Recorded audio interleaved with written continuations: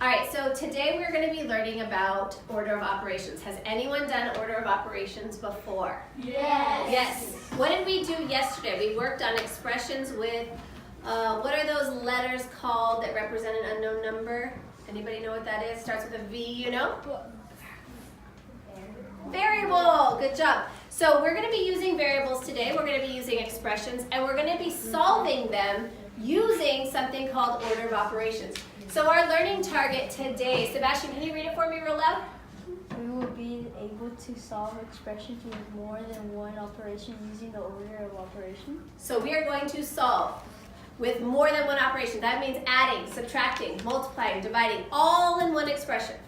So what I'm going to need you to do is we're going to start with our Pibble. So go ahead and have your whiteboards ready, your whiteboard markers, and let's see what we're going to do today. Now, sometimes our Pibbles are very hard, our interactive problem, and sometimes we have to really think about it. So before you write anything, go ahead and think about what you're going to do first. I'll give you time to work with your group, but I want you to come up with an independent activity first. So here we go. 2 students evaluated the expression 15 plus 12 divided by 3 plus 5, but they got 2 different answers. Neither of them made a computational mistake. How could this happen? Now, when it says computational mistake, they're saying they didn't add wrong, they didn't subtract wrong, they didn't multiply wrong, but somehow they got different answers. How do you think they could get different answers? Okay, think first. Go ahead and use your whiteboards. Some of you are already dividing your whiteboard into your 4 problem-solving sheets. Good job. Do we have to do it like that? I would use your problem-solving sheet. That would be a good one. Yes. Go ahead. Lucari. Can we use our You can use your problem-solving sheet if you would prefer that, or you could turn your whiteboard into one.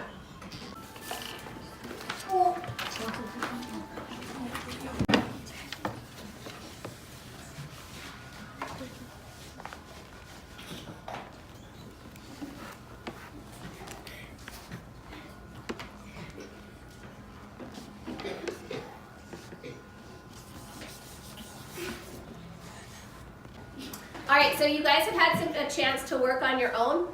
So now what I want you to do is I want to see heads together. I want to hear you discussing how is it possible to get 2 different answers. Ready? Go.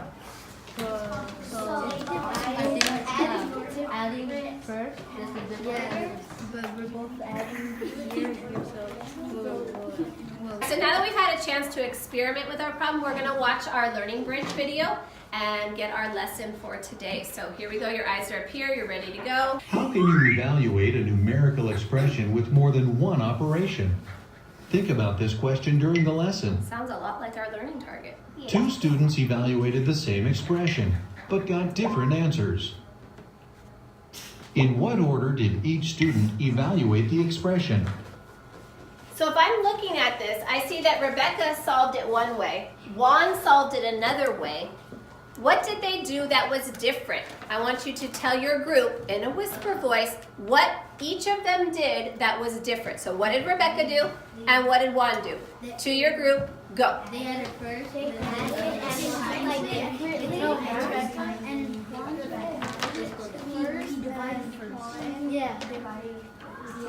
Abdul, what did your group say? And our group says that the Rebecca's way she divided first, and on the Juan way that he divided, he added first and then he divided the 9. Okay, so you're saying that they did the operations in a different order? Yeah. Okay, well let's see. Juan added 36 and 9 first, then divided the sum, 45, by 3, then multiplied the quotient, 15, by 5 to get 75. Rebecca divided 9 by 3, then multiplied the quotient, 3 by 5, then added the product 15 to 36 to get 51.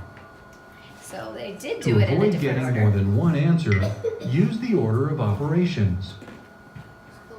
Let's use the order of operations to find who solved the Here's problem today's correctly. lesson. The order of operations tells us to first do the operations inside the parentheses. What would you do if there were no parentheses in the expression? If there were no parentheses in the expression, who thinks they know what you would do? If there was no parentheses in the expression, there was maybe adding, multiplication. Kimberly, what would you do? Divide first. You would divide first. So what are you doing with those? If there's no parentheses, what do you do? Move on to the next step. Exactly, which Kimberly already said that she thinks it's going to be division. Let's see. You would move on to the next step. Good job. The next step for evaluating an expression is to multiply and divide in order from left to right. Remember, you should always multiply and divide in order from left to right, just as you read. The final step is to add and subtract in order from left to right. Why were other additions and subtractions in the original expression completed before this step? Why did we add or subtract before we got to this adding right here? Why did we add and subtract here? Why did we do that? Diego. Because they're in parentheses. They were in parentheses, and you do parentheses when? When do you do parentheses? That's the first step. That's the first step, so you'll do it first. They were completed because they were in the parentheses. The value of this expression is 59. Who evaluated the expression correctly? All right, we're going to start our guided practice. So go ahead and write this problem on your whiteboard. 6 plus 27 divided by 3. And I want you to look at this expression because we have two operations here. We have addition and we have division. And I know, we just got done with our video, I know that there is a special order that we do things. Does anyone know what that special order is called? Abdul? PEMDAS. PEMDAS. Is there another name for PEMDAS? Order of operations. Order of operations. So we're going to be using the order of operations to solve this. So if I'm looking at this expression, which operation am I going to do first? Which operation, Eliana, am I going to do first? Division. I'm going to divide. Why divide? Nelson, do you know? Oh, on my chart, I do parentheses. There's no parentheses in here, so we skip it. There's no exponents. I skip it. Multiplication and division is the next one. So we're going to do multiplication left to right, which in this case, we only have one division. So what numbers are we going to divide first? 27 divided by 3 gives us what? 9. So now our new expression is 6 plus 9. What is 6 plus 9? 15. 15. Would I have gotten a different answer if I added 6 plus 27 and then tried to divide by 3? Yes, I would. Let's try another one. What if I went and wrote 3 plus 7 times 6 divided by 3 minus 4? Now we have 4 operations. We have adding, we have multiplying, we have dividing, and we have subtracting. So now I need to figure out what am I going to do first? Ashley. What? Multiplication, because multiplication and division comes before adding and subtracting, and we go left to right just like how we read. So I'm going to multiply first. What's 7 times 6? 42. 42. So now I have 3 plus 42 divided by 3 minus 4. So now which operation, according to order of operations, Hareen, am I going to do? Division. Division. So what is 42 divided by 3? 14. Now I have 3 plus 14 minus 4. Adding and subtracting can happen at the same time, but we go which direction? Left to right. Left to right. So 3 plus 4 is 17. 17 minus 4 is 13. Would I have gotten a different answer if I did that in a different order? Yes.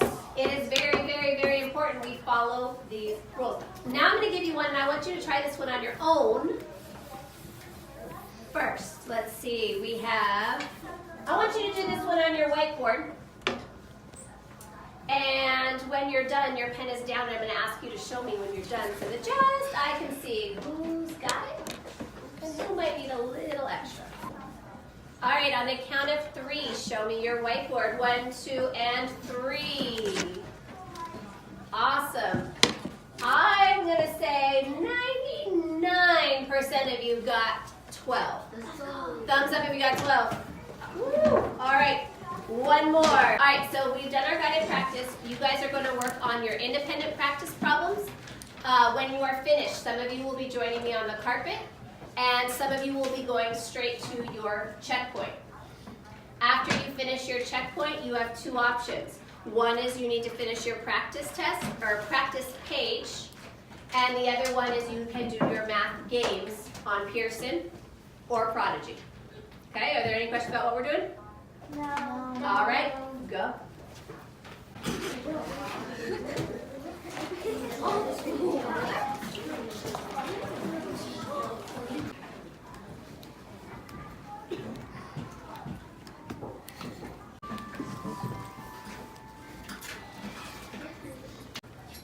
All right, so we're gonna do this problem. So go ahead and make sure you have this written on your whiteboard. And we're gonna use your PEMDAS order of operations sheet to help you. This is something you can take home with you. You can use it on your homework. You can use it in class. Can't use it on the test, but at least hopefully we'll get it into our memory. So if we're looking at this expression, what operation, according to your PEMDAS, what operation are we going to be doing first? Someone said multiplication. So should we start with multiplication here? You think so? Well, let's see. What does it say? It says multiplication or division. Does it say anything else on your chart besides? It says left to right. Well, this is our left, this is our right. So sometimes we start with multiplication, sometimes we're going to start with division. It's whichever one of those two comes first. So in this case, we're going to start with division. So if we did 64 divided by 8, what is 64 divided by 8? 8. So now our expression is 8 times 2. What is 8 times 2? Use your multiplication chart if you need it. 16. Perfect. Well, let's try one more. So now I want you to use your chart, and I want you to think, what am I going to start with? Which operation am I going to do first? Parentheses. Parentheses comes first, and we've been skipping them because we haven't had problems with the parentheses, but now we do.